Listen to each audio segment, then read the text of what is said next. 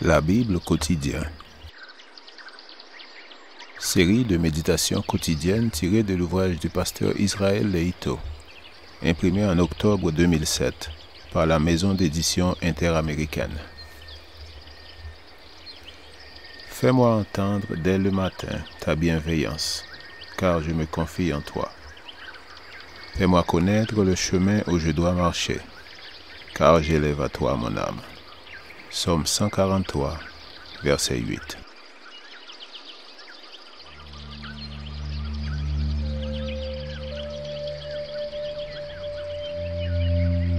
Aujourd'hui, le 12 avril, l'ange de Dieu est avec nous.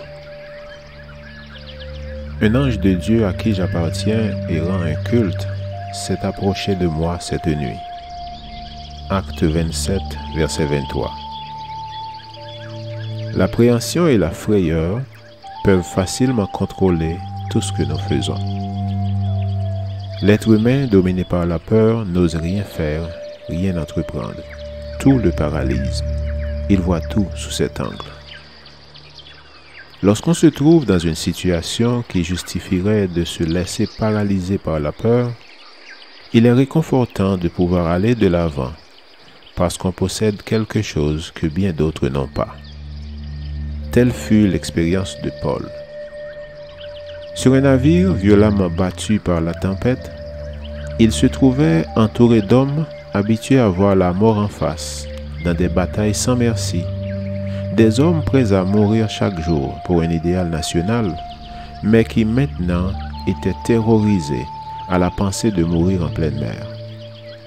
Une tempête dans l'obscurité, l'incertitude de ce qui allait arriver, tout se conjuguait pour terrifier les soldats chargés de surveiller leurs prisonniers et les marins tenus de les conduire tous à bon port. Il régnait une atmosphère d'épouvante sur le bateau. Tous, sauf Paul, étaient pris de panique en anticipant les périls d'un naufrage. C'est dans ces circonstances que Paul leur dit « Je vous exhorte à prendre courage ». Fin de citation. Ces paroles indiquaient que si Paul n'avait pas vécu quelque chose de particulier, lui aussi aurait probablement eu peur. La présence d'un ange à ses côtés la nuit précédente avait fait toute la différence entre lui et les autres passagers. C'est pour nous réconforter et nous encourager qu'il est écrit « L'ange de l'Éternel campe autour de ceux qui le craignent ». Psaume 34, verset 8. Le chrétien peut compter sur cette promesse lorsqu'il se sent inquiet et menacé. La confiance en les directives divines est l'élément qui nous rend différents d'un bon nombre de nos semblables.